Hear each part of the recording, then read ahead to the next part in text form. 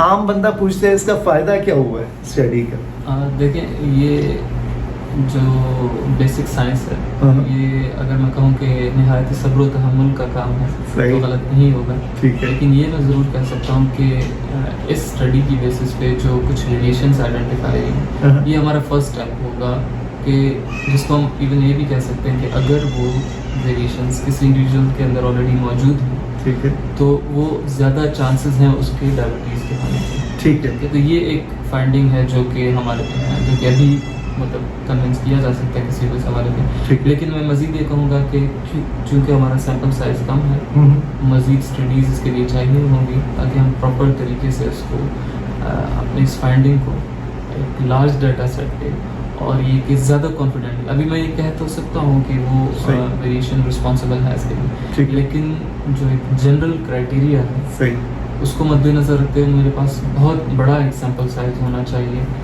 پھر میں یہ بالکل کانفیڈنٹلی کہہ سکتا ہوں کہ ہاں یہ میری جو ویریشنس ہیں یہ زیادہ تر پاسبلی ان پیشنٹس کے اندر موجود ہوگی جن کو فیوچر میں ڈائبٹیز کے ہونے کا چانس ہے. یہ ویڈیو دیکھتے ہوئے اگر کوئی فنڈنگ ایجنسی ہمیں اپروچ کرے اور کہے کہ ڈاکٹر رضا ڈاکٹر شاہد آپ جو ہے نا زیادہ ڈیٹا دیں ہم آپ کو فنڈنگ دیتے ہیں تو کیا آپ اسٹڈی کریں گے؟ صحیح. اب یہ فیوچر کی بات کرتے ہیں. فیوچر میں اس اسٹڈی کا کیا فائدہ ہے؟ کیا آپ دیکھ رہے ہیں کہ نیئر فیوچر یا بہت آگے اس اسٹڈی کو ہم کس طرح لے کے جا سکتے ہیں؟ دیکھیے جیسے میں نے آپ کو پہلے بتایا کہ یہ ایک چھوٹا جینوم تھا مائٹوکونڈریل جینوم. ایک پرسپیکٹ تو یہ ہے کہ کمپلیٹ ہیومن جینوم کو دیکھا جائے. ٹھیک ہے. لیکن اگر میں کہوں کہ اس میں ہمیں اتنے زیادہ ویریشنز آلریڈی اس پہ کام ہوا ہے بہت زیادہ لیکن پاکستان میں نہیں لیکن یہ کہ جنرلی اس پہ بہت زیادہ. لیکن اگر میں یہ کہوں کہ جو 3 ارب یا 3 بلین بیسز کے اندر ویریشنز آئیڈینٹیفائی کرنا وہ کمپیریٹیولی مشکل اور بہت زیادہ مہنگا ہوگا. ٹھیک ہے. مائٹوکونڈریل جینوم اس کے بنسبت تھوڑا سا آسان تو نہیں کہوں گا میں ایزی ہے کاسٹ افیکٹیو. صحیح ہے. مطلب ان ٹرمز آف کاسٹ وہ ڈویبل ہے. صحیح. تو اگر ہمارے پاس اس طرح کا ڈیٹا سیٹ زیادہ پاپولیشن پر ہو تو ہمارا نیکسٹ اسٹیپ یہ ہوگا کہ انہیں کو ویریشنس کو آئیڈینٹیفائی کرتے ہوئے ایک اور چیز ہوتی ہے جسے ہم ایکسپریشن پروفائل کہتے ہیں. ٹھیک. مائٹوکونڈریل جینس کی ایکسپریشن. کیونکہ مائٹوکونڈریا کو ٹارگیٹ کرنے کا ریزن یہ بھی تھا ڈائبٹیز میں کہ ایک چیز ہوتی ہے جسے کہتے ہیں آکسیڈیٹیو اسٹریس. ٹھیک ہے. آکسیڈیٹیو اسٹریس بہت زیادہ موجود ہوتا ہے ڈائبٹک انڈیویژلس کے سیلس کے اندر اور جو سب سے زیادہ سینسٹیو سیل کے اندر آرگنیل ہے آکسیڈیٹیو اسٹریس کا وہ ہے مائٹوکونڈریا. ٹھیک. اور اسی کے جینوم کے اندر آکسیڈیٹیو اسٹریس کی وجہ سے جینوم میں ویریشنز یا میں کہوں کہ میوٹیشنز آنے کے چانسز بڑھ جاتے ہیں مائٹوکونڈریا میں. تو یہ غلط نہیں ہوگا. صحیح. اس کی کئی ایویڈنسز موجود ہیں. تو 2 چیزیں ایک تو اس کی مزید ویریشن کی اسٹڈی کو زیادہ پاپولیشن گروپ پہ اسٹڈی کیا جائے اور دوسرا کہ جو ایکسپریشن ہے مائٹوکونڈریل جین اس کو دیکھا جائے کہ اس پہ کیا کرتا ہے. جب ڈیٹا جمع کر رہے تھے آج سے 3-4 سال 5 سال پہلے ہم تو مریض مجھ سے پوچھتا تھا کیونکہ میرے پیشنٹس تھے تو کہ بھئی اس اسٹڈی کا فائدہ کیا ہوگا. تو آپ نے جو ساری باتیں بتائیں تو یہ فائدہ نظر آ رہا ہے کہ فیوچر میں ہم اور آئیڈینٹیفائی کر لیں گے مائٹوکونڈریل جینز اور جو بھی آپ نے ویریشنز بتائی ہیں. اب مجھے یہ بتائیں آپ کے پاس ڈیٹا تو موجود ہے اب نیکسٹ پلان آپ کا کیا چھپے الفاظ میں کیونکہ آپ نیکسٹ پلان یہ ہے کہ کیونکہ ابھی یہ جو ہم نے کام کیا تھا یہ ایک چھوٹے سے ایک فریگمنٹ پہ جسے میں کہوں کہ ہائپر ویریبل ریجن مائٹوکونڈریا کے اندر ہوتا ہے جس میں جو ایک حصہ ہے مائٹوکونڈریا کو 17,000 بیس پیئر کا. ابھی ہمارے پاس جو مزید کچھ ڈیٹا ہے کمپلیٹ مائٹوکونڈریل جینوم کا تو ہمارا فردر نیکسٹ اسٹیپ جو ہے اس کے انالیسس پہ ہوگا جو کہ بھی کام چل رہا ہے. اس میں اس کے بعد انفارمیٹک انالیسس ہو رہی ہے تو ہوپفلی وہ اس میں مزید اس کمپلیٹ مائٹوکونڈریل ریجن میں کون کون سی ویریشنز ہیں ان کو اسٹڈی کیا جائے. تو ڈاکٹر رضا یہ مائٹوکونڈریل میوٹیشنز اور یہ جینز یہ کیا میڈیکیشنز بھی اس پہ افیکٹ کرتی ہیں کیونکہ الٹیمیٹلی پیشنٹ کو کیئر چاہیے ہوتی ہے میڈیکیشنز اور ٹریٹمنٹ سے تو کیا دوائیوں کا بھی ان پہ کوئی اثر ہوتا ہے ایسا کچھ ہے؟ اگر میں جنرلی اس حوالے سے بات کروں کہ جینومک ویریشنس میں مائٹوکونڈریا سے اپنے اس کو بروڈر اسپیکٹ اگر بات کروں تو جینومک ویریشنز ایسے بالکل موجود ہیں جو کہ डायरेक्टली रिलेटेड है किसी भी ड्रग के रिस्पॉन्स को.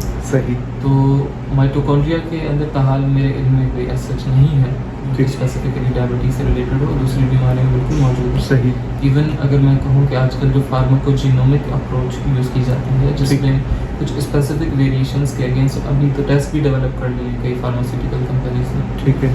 तो वो आइडेंटिफाई करते हैं कि अगर किसी पर्सन को उस एक स्पेसिफिक पोजीशन पे ह्यूमन जीनोम के वेरिएशन अगर ऑल्टर्ड वेरिएशन मौजूद है, मतलब मैं कहूँ कि ऑल्टर्ड डीएनए बेस मौजूद है उस जगह पर, तो उसका क्या इम्पैक्ट होगा किसी भी मेडिकेशन का. तो वो क्या करते हैं कि उन्होंने स्टडीज़ की हैं, आइडेंटिफाई किया, ऑथेंटिकेट किया है उन स्टडीज़ को, और उसकी बेसिस पे ये अप्रोच डिज़ाइन हुई है कि अगर वो वेरिएशन मौजूद है, ठीक है, give it the specific treatment, जो specific treatment that will be more acceptable by that particular individual as compare to the other individual.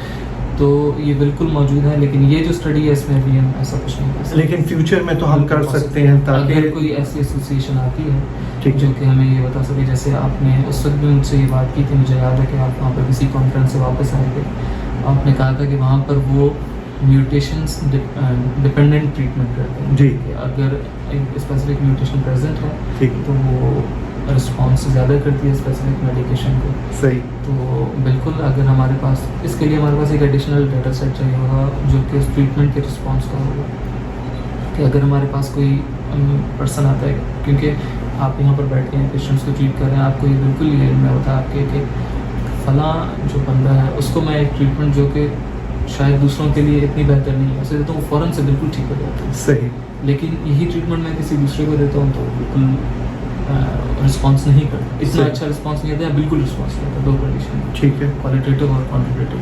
सही. तो उस केस में इस पैरामीटर को मद्देनज़र रखते हुए रिसर्च बिल्कुल की जा सकती है, लेकिन उसके लिए हमें ये डाटा भी मौजूद होना चाहिए. ठीक. ये इंडिविजुअल्स हैं, ये इनके सैम्पल्स हैं, ये इनका सीक्वेंसिंग कर देता है सही. और ये इनका रिस्पॉन्स है.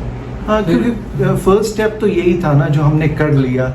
सो उस वक्त मुझे लग नहीं रहा था कि हम ये कर पाएंगे, लेकिन मुश्किलात हुई और अल्टीमेटली ये हमने काम कर लिया. सो हम फ्यूचर में ये देख सकते हैं, जैसे आपने कहा कि मेडिकेशंस का इफेक्ट क्या हो सकता है.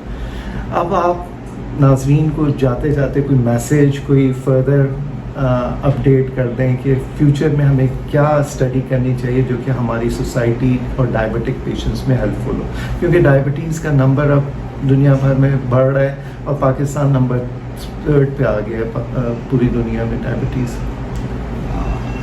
मैं अगर ये कहूँ कि मेरी जो PhD की रिसर्च है उसमें जो मेरा काम था ज़्यादातर वो ये था कि मैं डायबिटिक मॉडल्स, रैट मॉडल्स बना के और उन पर रिसर्च करना और ये देखना कि किन चीज़ों पे उनका किस चीज़ों की वजह से डायबिटीज़ का ऑनसेट, ओबेसिटी का ऑनसेट है.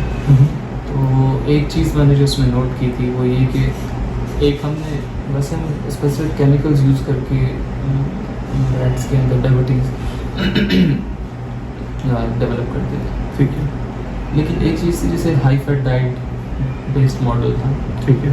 तो उसमें मैंने ये देखा, आप तो बेहतर पैथोफिजियोलॉजी को जानते हैं, इसको बेसिक रिसर्च में हम इसकी स्टेनिंग करके माइक्रोस्कोपिकली विजुअलाइज करते थे आईलेट्स. ठीक है. IELTS of language. ठीक. तो उसमें ये कि जो रैट्स जिनको हाई फैट डाइट दी जाती थी तो वो उनके बहुत ही मतलब कि हाइपरट्रॉफी, बहुत बड़े बड़े आईलेट्स उनके मौजूद होते. ठीक है. और जो कि अल्टीमेटली एक स्टेज के बाद वो डायबिटीज़ में या बिल्कुल ही ख़त्म हो जाते हैं, सही. डैमेज हो के ख़त्म हो जाते हैं.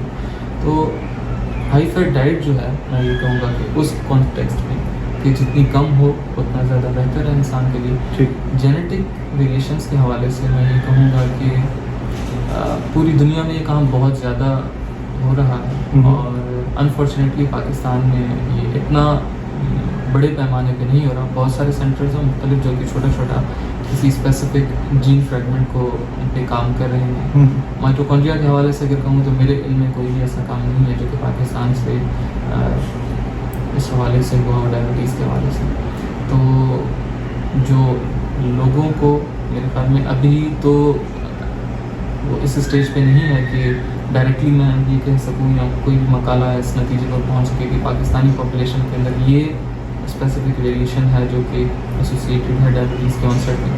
لیکن میں یہ کہوں گا کہ یہ جو بیسک ریسرچ ہے وہ ایک صبر و تحمل کا کام ہے. صحیح. اس میں بہت زیادہ ٹائم لگتا ہے لیکن یہ بہت ہی زیادہ بینیفیشیل ہوتا ہے کام.